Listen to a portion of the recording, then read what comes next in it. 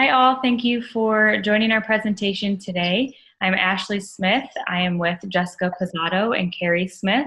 We're going to be diving into the effects of childhood trauma on adult attachment.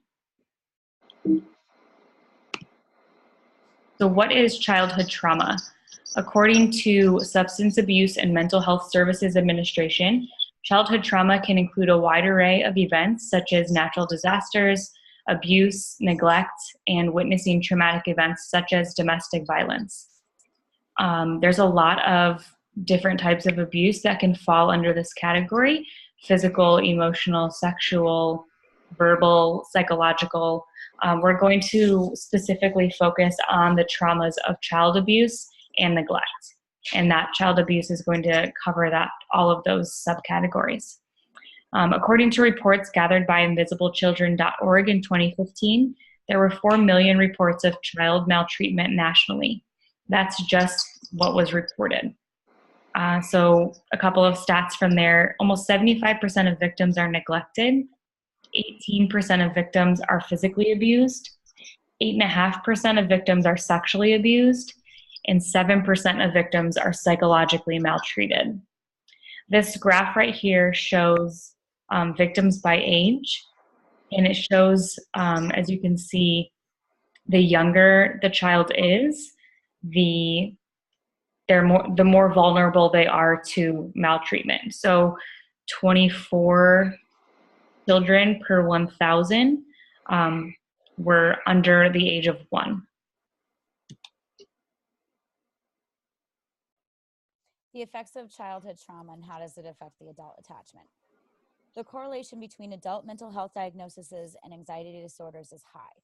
Adults that are abused as children develop poor emotional regulation, low self-esteem, stress disorders, mental disorders, anxiety disorders, and mood disorders. They have trust issues, all or nothing attitudes, poor health and well-being choices. Most end up with very little hope and very little resilience. The formation of our internal working model when we are young is so very important. It affects our contributions to society economically as we get older, as well as our interpersonal relationships that we form with others. When these children become adults and have children, the trauma affects parental styles and can turn into generational trauma if not treated. In addition to the studies that show child psychological abuse and attachment-related anxiety and avoidance disorders with intimate partners or bonding pairs are also high.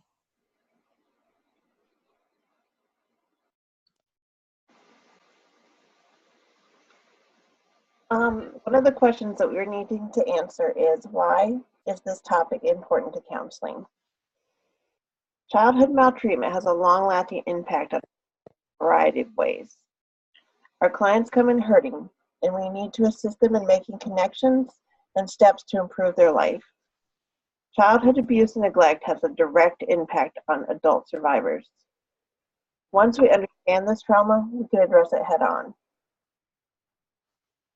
So, there's more than one issue that childhood trauma impacts. The first one we'll discuss is mental health. Mental health problems associated with past histories of child abuse and neglect include personality disorders, post-traumatic stress disorder, dissociative disorders, depression, anxiety disorders, and psychosis. Depression is one of the most common occurring consequences of past abuse or neglect.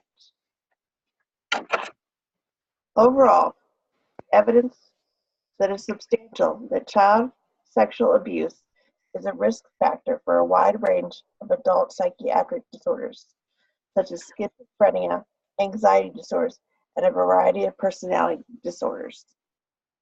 A study compared PTSD symptoms in veterans and those of adult survivors of childhood sexual abuse. This study revealed that childhood sexual abuse is so traumatizing that the results are comparable to symptoms of war-related trauma. Consistent evidence shows associations between child abuse and neglect and the risk of suicide in young people and adults. In fact, it was 12 times more likely to have a person was 12 times more likely to have attempted suicide than those who had no adverse experiences in their childhood. At any given time, 20 to 40% of the psychiatric patients in care carry with them a history of the burden of childhood sexual abuse.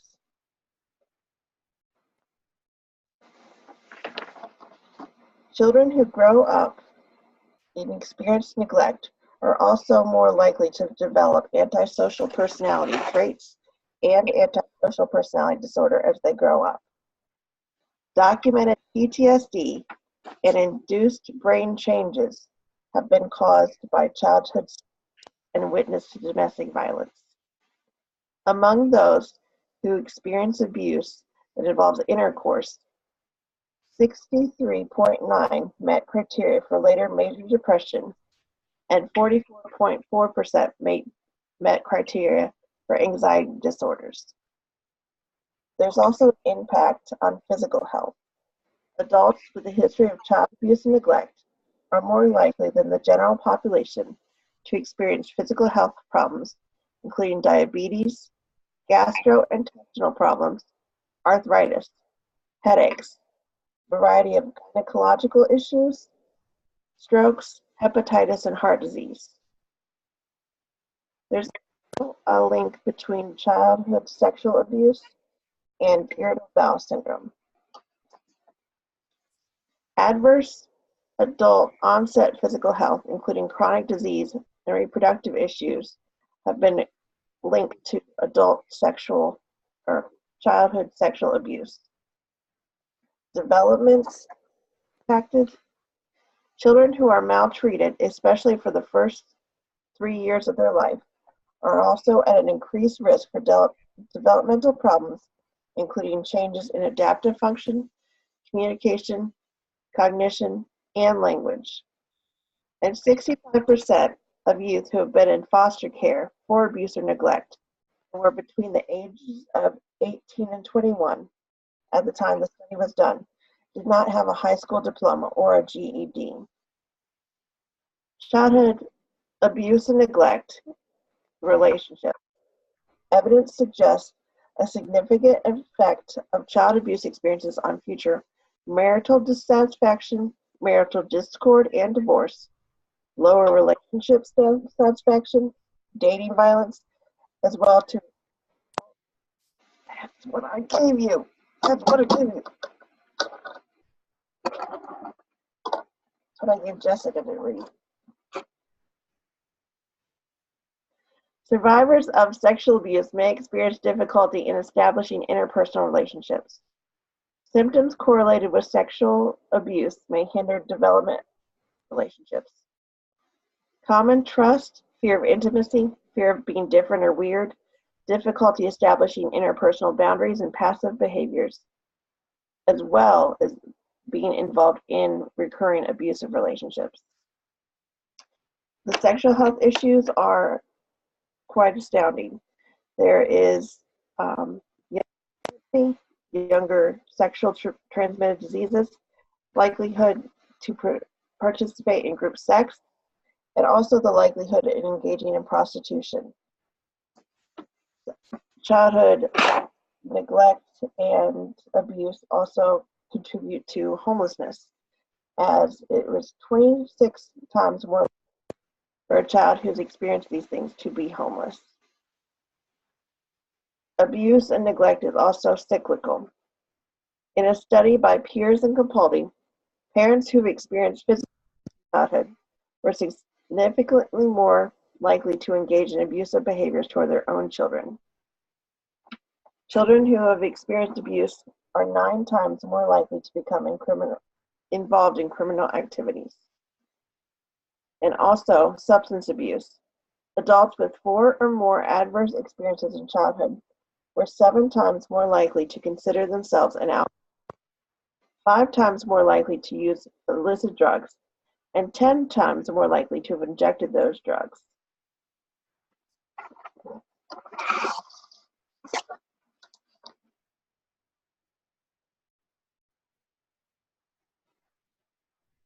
How is this relevant to minority populations?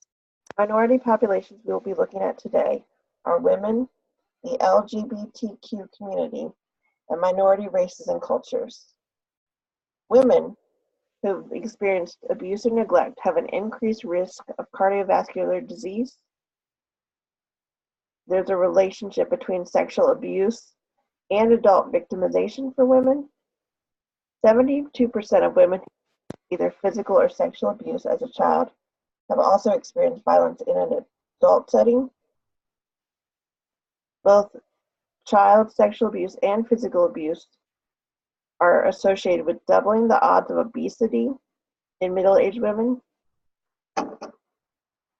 It's also increasing the levels of attempted suicide and causes pelvic pain, intestinal pain, headaches, and also difficulty swallowing.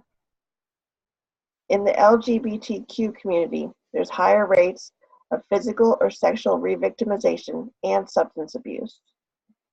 Youth who identify as LGBTQ are less likely to be adopted or reunited with their family.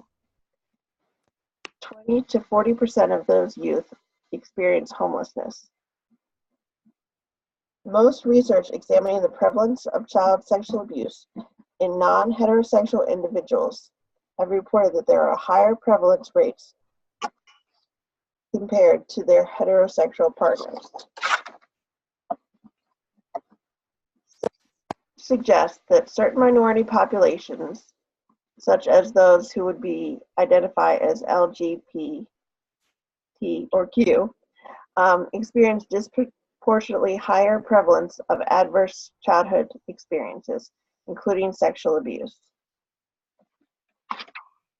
In the racial minorities, ethnic minorities, compared to the general population, children from some minorities, including Aboriginals, Blacks, and Latinos, are overrepresented among selected for investigation.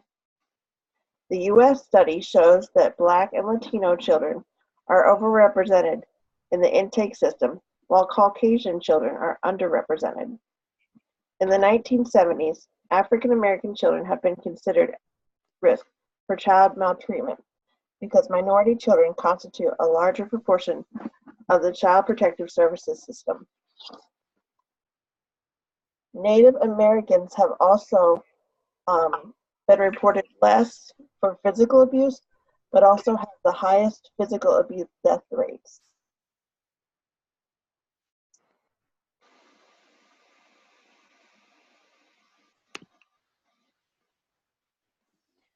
Some of the treatments available are CBT is actually the most common therapy utilized because it focuses on thought, emotion regulation, and reconstruction of schemas. Some other therapies used have been group, family, and individual.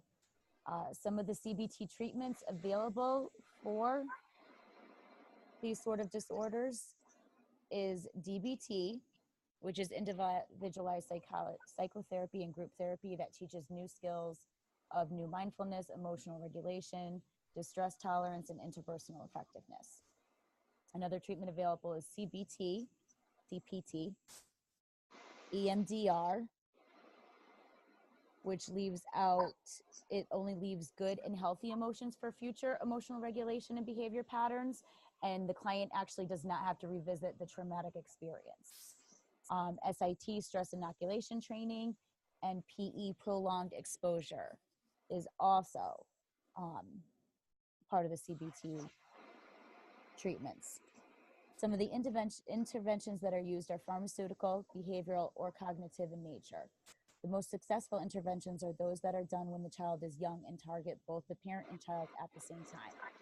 Because childhood trauma affects the family as a whole, both parent and child suffer from insecure attachment behavioral patterns. Teaching them how to foster a relationship together is essential. There are a bunch of strategies that can be utilized for the betterment of our clients' needs. We have to always start to build and establish empathetic relationships with our clients. For some of these clients, especially abused ones, they've never felt loved, taken care of, validated, or even listened to as they've grown up. We can start modeling what a healthy relationship does look like within our first session with these guys. We can also help construct their belief systems and worldviews into much more healthier ones where they do feel safe, encouraged, validated, and taken care of by implementing positive psychology techniques that encourage the building up of their self-reliance through pointing out their strengths and resourcefulness. We as counselors also need to provide psychoeducation on any of the psychological disorders and medications that they may be on or need. We can also use the ABC technique, framework technique, client empowerment. We can help our clients come up with ways that improve their therapeutic lifestyle. These changes can lessen the effects of stress, anxiety, and depression.